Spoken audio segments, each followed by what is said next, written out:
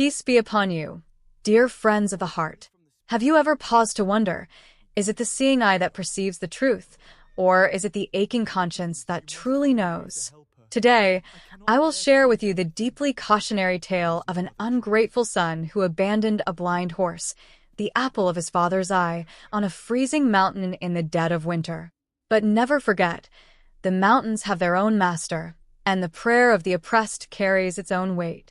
When you hear how that blind horse survived alone on that mountaintop, and how the cruel owner who left him to his fate eventually came to depend on that very horse's hooves, you will not be able to hold back your tears. If you are ready, let us begin this soul-stirring and humbling journey that will wipe the rust from the mirror of your heart. Once upon a time, in the village of Yoldaş, nestled at the foot of snow-capped mountains, where chimneys smoked in winter and fields overflowed with abundance in summer, there lived a man of great standing named Murat. He was the most respected, most influential, and most generous figure in the village, a man whose table was always open to anyone who passed through.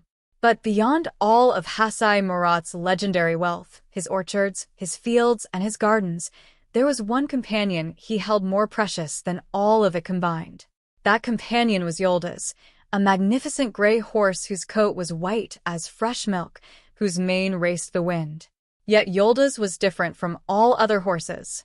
He was completely blind in both eyes. A white veil, like a curtain of mist, had descended over his gaze, leaving his eyes clouded and unseeing. The young men of the village would sometimes whisper among themselves, "Why do you keep feeding this blind horse? He can't be harnessed to a plow, he can't be taken hunting, he can't carry loads, he's nothing but a waste of barley." But whenever Murat heard such words, he would furrow his brow, strike his walking stick against the ground, and declare, "Silence, you ignorant ones. Where you see a horse, I see a brother. Do you know where he lost those eyes? He sacrificed them, carrying me on his back through the great blizzard at the pass they call the Wolf Trap. For 3 days and 3 nights, without closing his eyes once, he struggled to find the way through the snow, and in doing so, he gave those eyes up for my sake. If I am breathing today, it is because of those blind eyes of Yoldaş. He is my greatest benefactor." And indeed, in his youth, Yoldaş had saved Murat Aga from certain death by freezing. From that day forward, the horse's eyes had gone white, and the Aga had made a solemn vow: as long as he lived, this horse would be treated like a king. Not a hair on his coat would come to any harm. Even in his blindness, Yoldaş could detect the scent of his owner from vast distances. When he heard the familiar footsteps approaching, he would rest his great head upon the man's shoulder. Between them existed a bond that could never be put into words, a connection visible only to the eyes of the heart. But the world is fleeting. Death knocks on every door without exception. Murat took to his bed. Before drawing his final breath, he called his only son Selim to his side. Selim was the very opposite of his father, a young man who coveted worldly possessions, who loved appearances, who was short on mercy, and overflowing with arrogance. Murat took his son's hands in his trembling grip.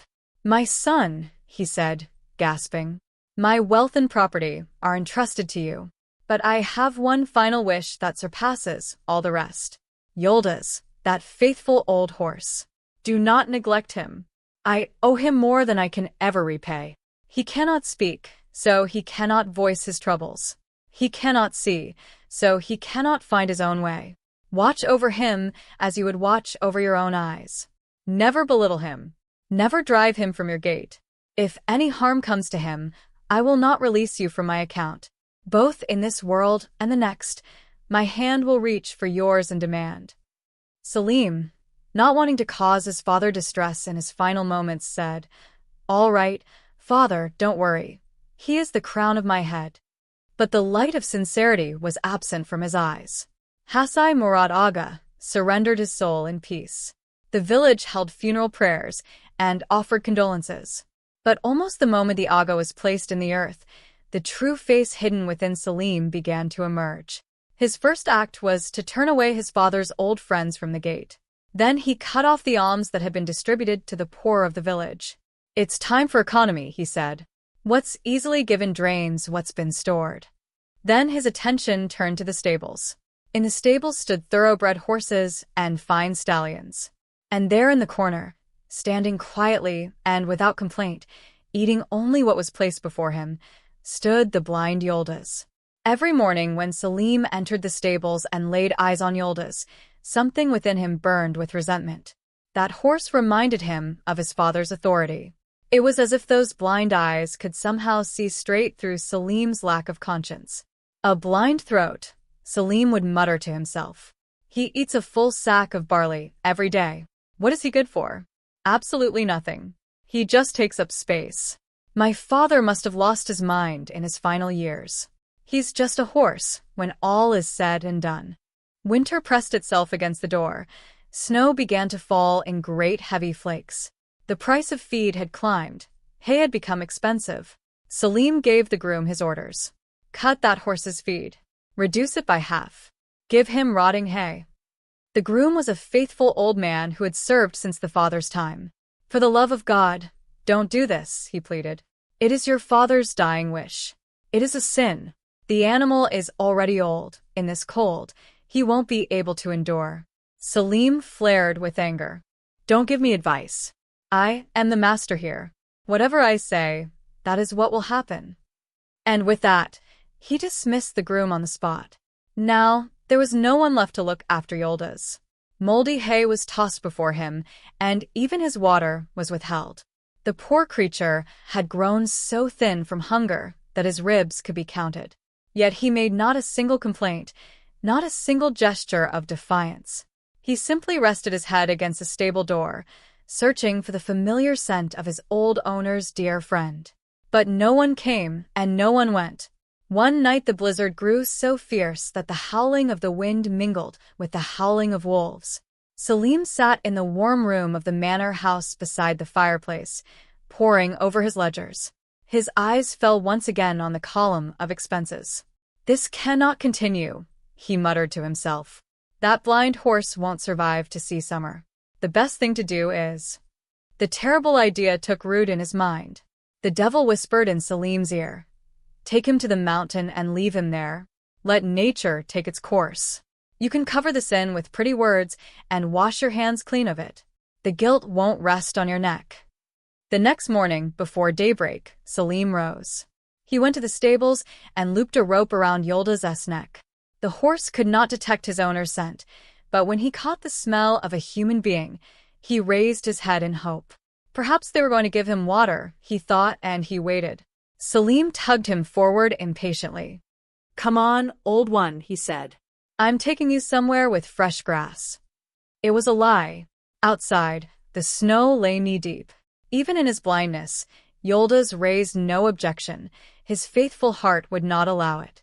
A person might betray another person, but a horse would never betray his owner.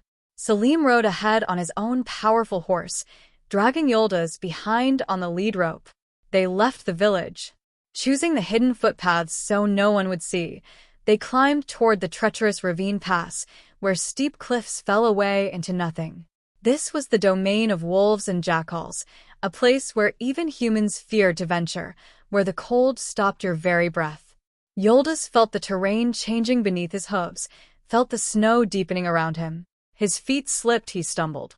But the hand holding the rope kept pulling him forward, so he kept walking, thinking, surely my owner knows something I don't.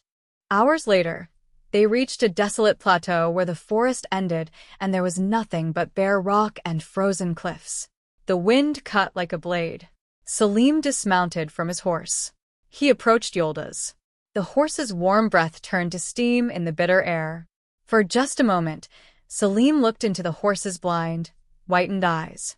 He thought he saw his father in those eyes. A chill ran through him, but then he hardened his heart once again. This is as far as we go, he said. This is as much as my father's memory is worth. You're free now. Do as you wish. He loosened the rope from around Yoldaş's neck. He even took the rope back and stowed it in his saddlebag, best not to waste it. Then he leaped onto his own horse. When Yoldaş felt the rope being removed from his neck, he was startled. He waited for his owner's voice. But the only sound he heard was the echo of retreating hoofbeats. Selim was galloping away without a single backward glance. Yoldaş pricked up his ears. He turned right, he turned left. Darkness. Everywhere was pitch black and bitterly cold. He whinnied. He whinnied so powerfully, with such raw grief, that the sound echoed across the mountains, as if to say, "Don't leave me. I don't know the way. I cannot survive without you." He tried to take a few steps, but there was a cliff ahead. His hoof met empty air. He pulled back just in time. His owner had gone. His companion had gone. Yoldaş was left standing in the vast white wilderness, with his blind eyes and his profoundly alone heart. Night was beginning to fall, and from the distance came the howling of the mountain's hungry denizens. Nature was merciless. But there was something Selim had forgotten. Those who show no mercy receive no mercy in return. He had abandoned his father's sacred trust to the mountain. But in truth, what he had left at the edge of that cliff was his own fate. As Yoldaş trembled in the snow, the flakes falling from the sky seemed to be trying to bury this great sin beneath a white blanket, but they could not manage it. Whether the blind horse's loyalty would prevail, or whether the mountain's harsh law would win out, no one could say. But one thing was certain. That night on the ravine pass, not only a horse but also a son's conscience had begun to freeze. The pitch-black darkness of night had draped itself over the ravine pass like a burial shroud.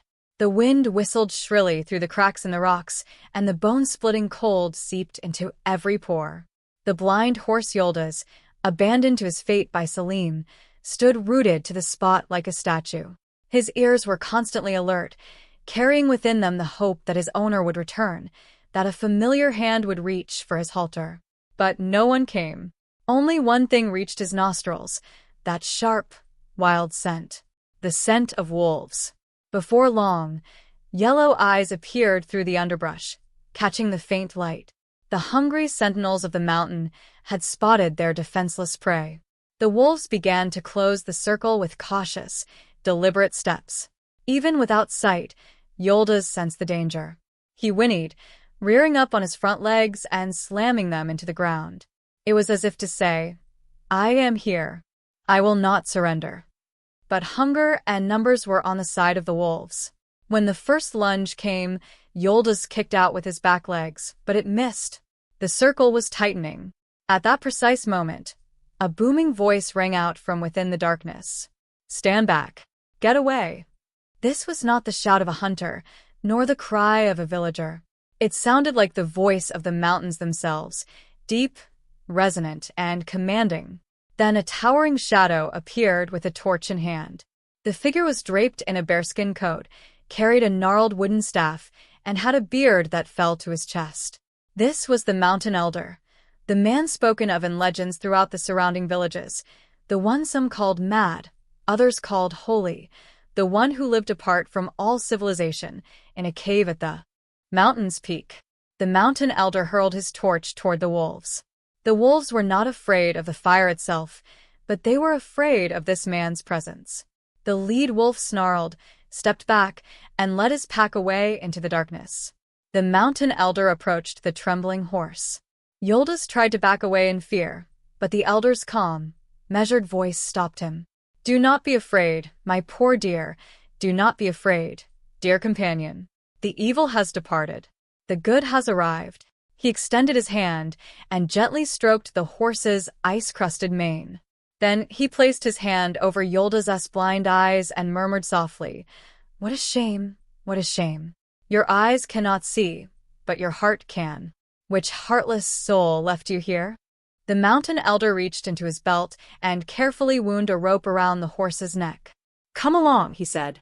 "I have no palace, but I have a cave where you can take shelter. I have dry bread to share. A guest sent by God is the crown of my head." Yoldaş offered no resistance to this stranger. In this old mountain man's calloused hands, he had found the warmth he had never been able to find in his owner. Together they walked into the storm, higher and higher up the mountain, toward the elder's sheltered cave. That night, Yoldaş was saved from freezing to death and found himself a new and genuine owner. Down in the village of Yoldaş, meanwhile, Selim had returned to his warm manor house and was doing his best to silence his conscience. He spread the story to the villagers. The horse bolted and fell from the cliff. I could not save him. No one questioned this, because they all feared the Aga's wrath. Days chased weeks. Selim roamed the vast fields and orchards that remained from his father Hasai Murat's estate, but his gaze was never on the soil. Farming was laborer's work in his eyes. Tilling the earth, waiting, praying, all of it felt beneath him. He wanted to dress like city dwellers, to engage in commerce, to multiply his money. One day in the village square, he was sitting with a cunning merchant from the city named Rustam Effendi. Rustam was a silver-tongued, sharp-eyed man who had a talent for massaging Selim's ego. Selim Bey, he would say, your father, God rest his soul, was a man of the old ways. But times have changed now. Look at those fields of yours. Plant wheat, wait for it to grow, and pray for harvest. But if the rain doesn't come, you're ruined. If hail strikes, it's all over. But trade? Consider this. Hand me the deed to those fields as collateral. I'll bring you silk fabrics from the city, fine spices. You store them here. When a famine comes, you sell them at triple the price. Easy profit. Selim's eyes lit up. The phrase easy profit landed in his lazy, greedy soul like honey. He transferred those fertile lands, which his father had cultivated with sweat and patience, to Rustam in exchange for a piece of paper, in pursuit of a business venture whose outcome was entirely unknown. The village elders warned him, "Don't do this, son. Don't sell your land." But Selim dismissed them all. "What do you know? I am going to become the wealthiest man in this village. I'm moving to the city." When winter ended and spring arrived, two entirely different lives were taking shape, one on the mountain, one in the village. On the mountain, Yoldaş had recovered miraculously in the mountain elder's cave. His coat shone again, his ribs had filled in. His eyes were still blind, but the mountain elder had taught him to see in other ways, to move according to the elder's voice, the direction of the wind, and the vibrations of the earth beneath his hooves. The elder did not ride Yoldaş. He walked beside him as one would walk beside a companion. Together they gathered firewood, carried water from the spring. Yoldaş would follow the sound of the elder's staff on the steep mountain paths, step by careful step, never stumbling. The bond between them had grown so strong that they understood each other, without a single word. In the village, however, things were not going as Selim had hoped. The expensive silks and spices that Rustam had delivered turned out to be moth-eaten, damaged goods. When Selim opened the warehouses, he found the fabrics rotting and the spices covered in mold. He went to the city to find Rustam, but the man had vanished into thin air. Everything Selim had was tied up in those goods. And because the fields were mortgaged, when the debt came due, they began to slip from his hands. Creditors appeared at the door. His father's friends, having been driven away from the gate in their time, did not come to help. Selim was left utterly alone in the great manor house. Where there is no mercy, there is no blessing, his father had told him before dying. "Son, a house from which compassion has been driven will know no abundance. The blessing takes flight and is gone." Selim was now learning the meaning of those words through bitter experience. The day he had abandoned Yoldaş to the mountain, he had in truth also abandoned his home's abundance and his father's prayers to the same mountain. The horses in the stable were sold, the fields were confiscated. To pay his debts, Selim sold even the antique furnishings of the manor, and even his father's treasured silver-inlaid saddles at rock-bottom prices. But the greatest blow had not yet fallen. On a summer evening, in the drought-parched village, a fire broke out in Selim's warehouse, and no one could explain how it began. Those moth-eaten fabrics caught like dry kindling. Fanned by the wind, the flames leaped to Selim's ancestral manor. The villagers ran to help, carrying water, but the fire seemed to be raging by some divine command. Selim watched from in front of the flames, tearing at his hair. "Everything is going.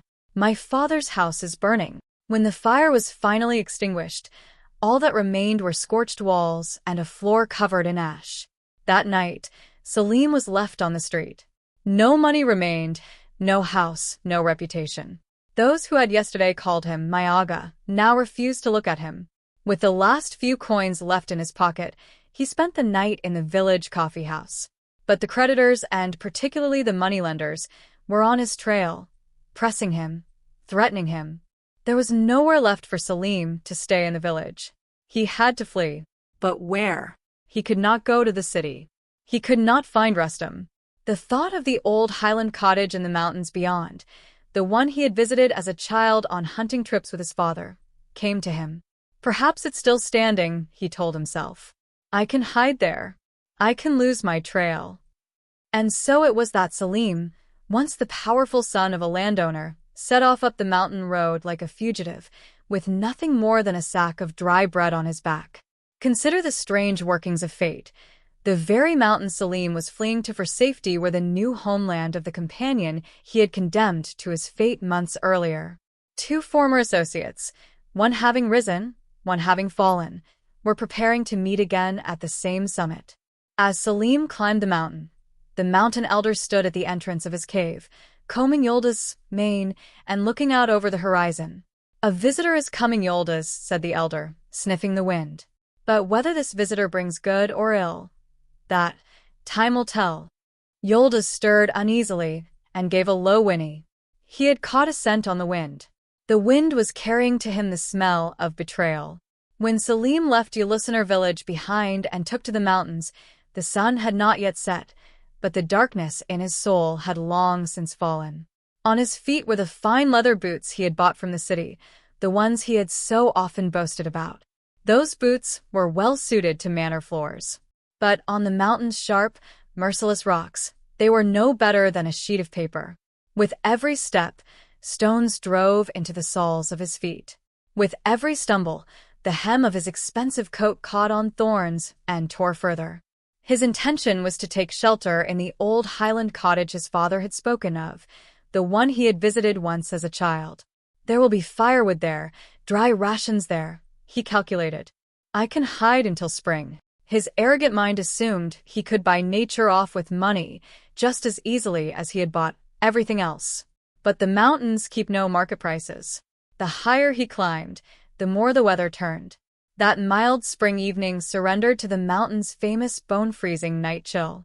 The sky suddenly became covered in lead-gray clouds, and then the fog. That fog spread out beneath his feet like a sea. Selim could no longer see his own hand in front of his face. "Where is this path?" he shouted into the void.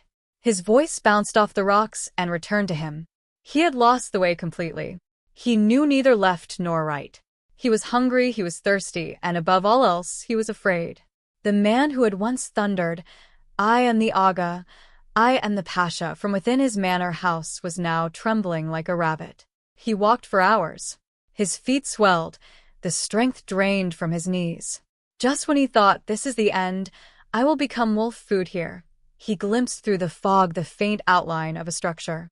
The Highland cottage. With his last remaining strength, he ran toward it. "I'm saved," he rejoiced. But when he reached the door, his hopes crumbled to ash, just like that burned manor house. The roof had collapsed years earlier. The walls had fallen in. Inside was packed with snow and ice. There was no roof to shelter under, no wood to burn. He had not only failed to look after his father's legacy, he had through his own neglect destroyed the last fortress where he might have taken refuge. Selim collapsed against the base of a ruined wall. His eyes began to close. This was the sign of that treacherous drowsiness that cold bestows upon a person. In his half-dream state, he saw his father. Hasai Murad Aga was looking at him, but not speaking. He only extended his hand and pointed toward a light emerging through the mist. Selim was startled by a sound. A whinny. He recognized that sound, but told himself his mind was playing tricks. "I have no horse," he muttered in his daze. "I sold all my horses." The sound came again, closer this time, more alive. And then another sound, not a dog barking, but the tap of a walking staff. Tap, tap. From within the fog appeared a towering shadow wrapped in a bearskin coat. The mountain elder. The old man held his torch toward Selim's face. "You foolish wanderer," said the mountain elder, his voice like rolling thunder. What are you doing on this mountain in this weather, dressed like that? Are you craving death, or are you running from someone? Selim could find no strength to speak. I'm freezing, was all he managed. Just help me. The mountain elder looked down at this well-dressed but utterly wretched man lying on the ground. He did not know who he was, but the law of the mountain was clear. Even if someone is your enemy, you do not turn away a person who comes to your door. Get up, said the elder, and he took Selim's arm. He lifted him to his feet, as though he were a child. Hold on to me. My cave is just a short way ahead. My fire is burning. With the mountain elder's support, Selim climbed that final slope. When they arrived at the entrance of the cave and Selim saw the orange firelight spilling out from within, it appeared to him like the gates of paradise. They went inside. The cave was warm despite the raging storm outside. In the center, a large fire burned brightly. On it, a pot of soup was simmering. On the ground were animal hides. In the corner, dry hay. The mountain elder seated Selim beside the fire. He removed his wet coat and replaced it with a rough, dry blanket. Then he held out a bowl of hot tarhana soup. As Selim drank the soup, he thought he had never tasted anything so good in his life. All those expensive roasted lamb feasts at lavish banquets would have tasted like straw compared to this single bowl. As warmth returned to his body, his tongue loosened. Thank you, elder, he said. You appeared like Heiser himself. Without you, I would not have lasted. The mountain elder took his place on the opposite side of the fire. He fixed those deep, penetrating eyes on Selim. Man is helpless, he said. What does it matter if you're sultan in the city? On the mountain you become prey for wolves and birds alike. Who are you? What is your lineage? What are you looking for in these mountains? Selim hesitated for a moment. He could not tell the truth. He could not say, I am Selim, a bankrupt landowner. I threw my father's horse into the mountains and ran away. Shame weighed more heavily on him than pride. I am a merchant, he lied. My caravan was robbed. I lost my way. I was heading to the city. The mountain elder smiled. But it was not a smile that suggested he believed any of it. He could smell the lie. Very well then, merchant gentleman, he said. You were fated to live, it seems. But know this. These mountains do not love lies. What a person hides, the rocks will make known. At that very moment, from deep within the cave, from the darkest corner, came a sound. The clip of a hoof. Selim flinched. Is there someone else here? The mountain elder answered. Yes. The true master of this house. My companion. He snapped his fingers. Come, son, come, Yoldaş. From out of the darkness appeared a magnificent white horse, gleaming and powerful. His coat shone brilliantly in the firelight. His mane had been groomed, his belly was full. His steps carried a noble confidence. Selim was astonished when he saw the horse. What a beautiful animal, he thought to himself. A purebred horse. What is he doing in the hands of this old man? He moved toward the horse. The instant Yoldaş caught Selim's scent, he stopped dead. The calm, peaceful animal was suddenly replaced by a creature that snorted uneasily through flared nostrils. He pinned his ears back. He struck the cave floor sharply with his front hoof. The cave echoed. Selim shrank back in fear. This animal is temperamental, he said. The mountain elder embraced the horse's neck and calmed him. No, said the elder, casting a meaningful glance at Selim. He wouldn't harm a single ant, but he can sense ill will. He has a grievance with you. Selim studied the horse carefully. He seemed vaguely familiar, but he couldn't place it. Because the last time Selim had seen Yoldaş, he was a skin and bones, mud-covered, miserable creature. He could not connect this magnificent horse with that wretched animal.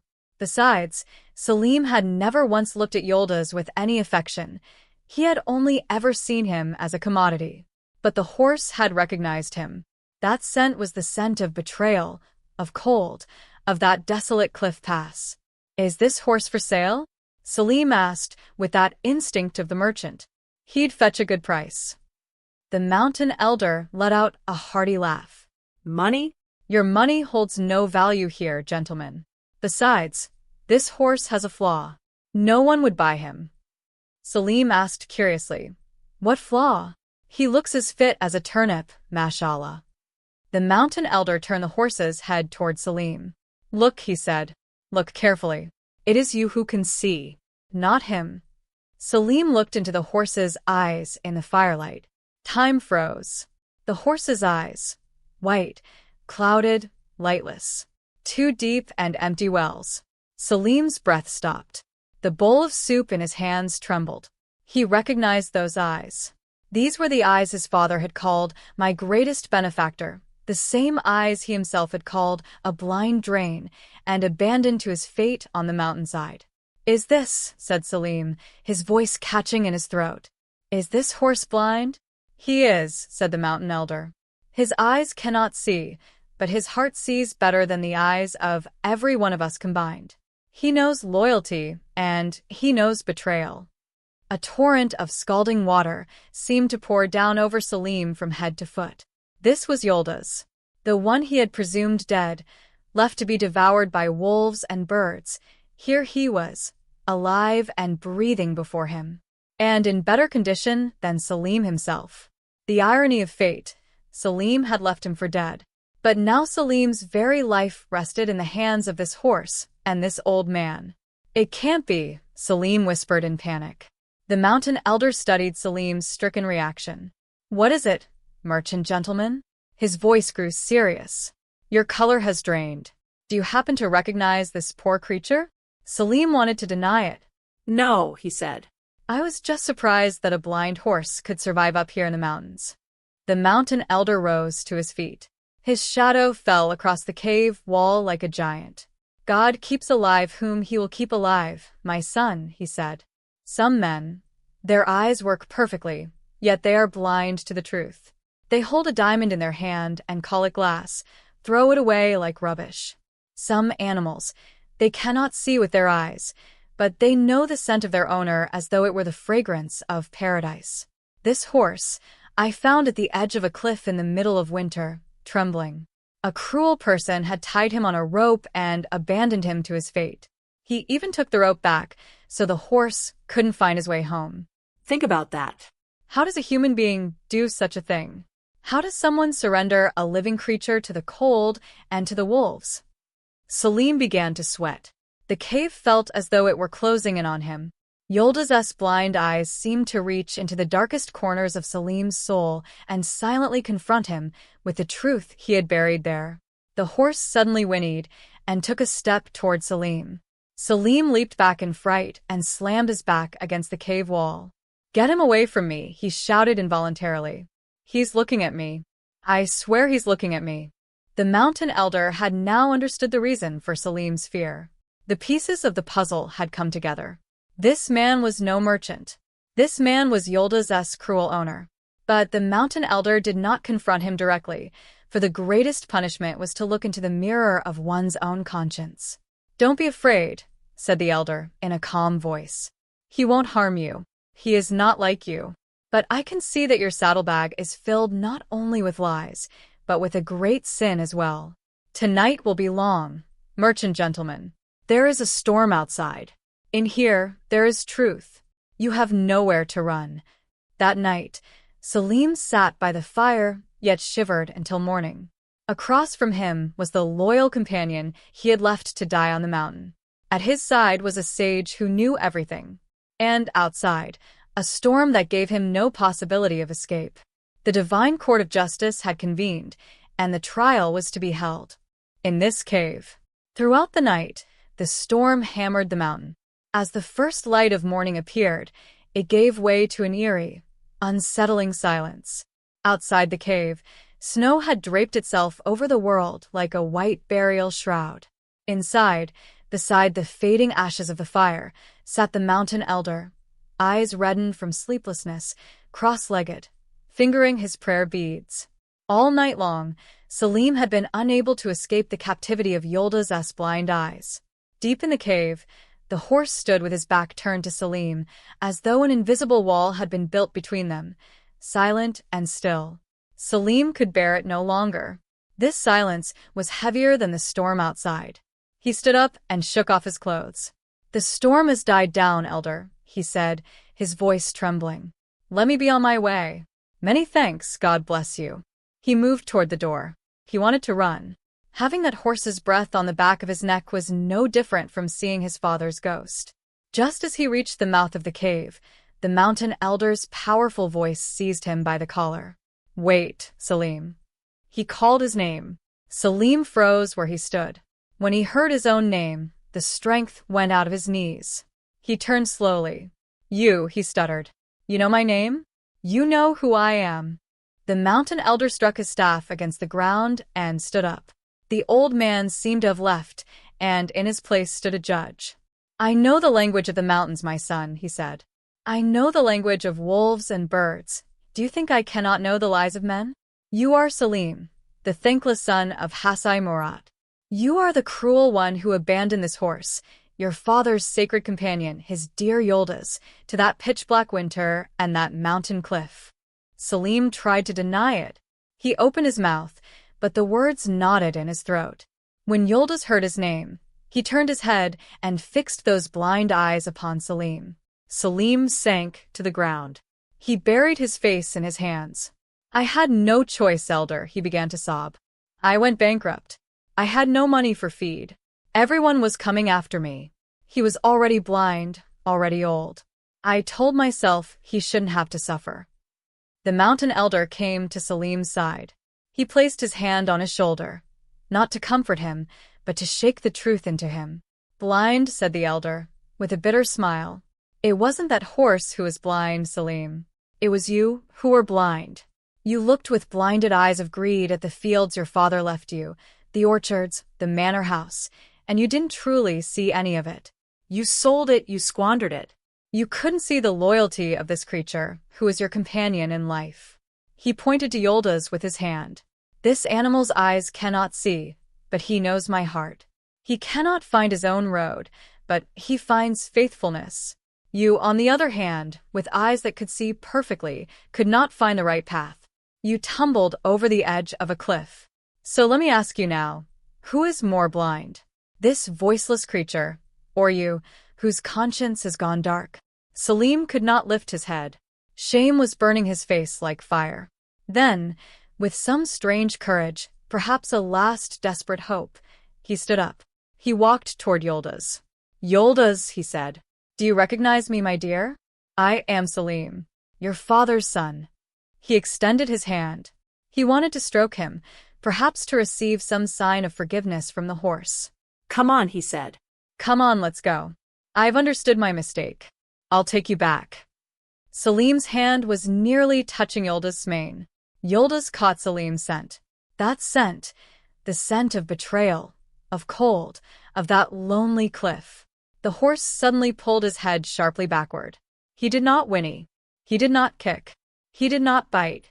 He simply turned his head away and showed Selim his back. This single gesture was heavier than any blow. Yoldaş had written Selim off entirely. With the silent language of his posture, he was saying, You don't exist for me. When you left me on that cliff, you severed the bond between us. You are no longer my owner. You are merely a stranger.